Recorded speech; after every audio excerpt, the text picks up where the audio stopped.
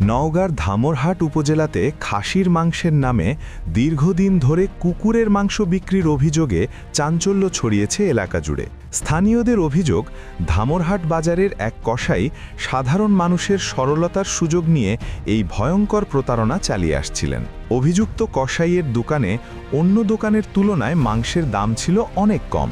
সস্তা দামের কারণে প্রতিদিনই তার দোকানে ভিড় করতেন ক্রেতারা। কিন্তু কেউই বুঝতে পারেননি খাসির মাংস বলে তারা আসলে কুকুরের মাংস কিনে নিচ্ছেন।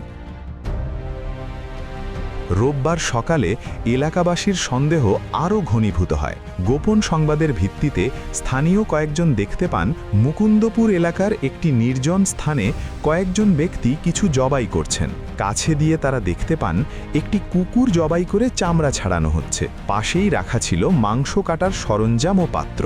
স্থানীয়দের উপস্থিতি টের পেয়ে অভিযুক্ত কসাই ও তার সহযোগীরা মাংস ও সরঞ্জাম ফেলে দ্রুত ঘটনাস্থল থেকে পালিয়ে যায়। পরে খবর পেয়ে পুলিশ ঘটনাস্থলে পৌঁছে জবাই করা কুকুর ও ব্যবহৃত সরঞ্জাম জব্দ করে।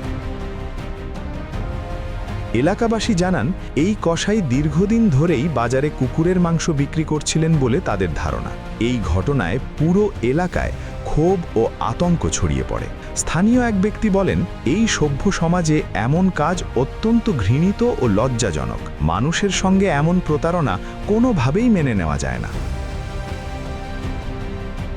আরেকজন বলেন, আমরা চাই যারা এই ঘটনার সঙ্গে জড়িত তাদের বিরুদ্ধে কঠোর আইনগত ব্যবস্থা নেওয়া হোক, যাতে ভবিষ্যতে কেউ আর এমন অপরাধ করার সাহস না পায়। পুলিশ জানায়, পলাতক অভিযুক্তদের গ্রেফতারের জন্য একটি বিশেষ টিম কাজ শুরু করেছে এবং বিষয়টি গুরুত্বের সঙ্গে তদন্ত করা হচ্ছে। এই ঘটনায় আবারও প্রশ্ন উঠেছে, খাবারের নিরাপত্তা ও বাজার তদারকিতে নজরদারি আরও জোরদার করা জরুরি নয় কি?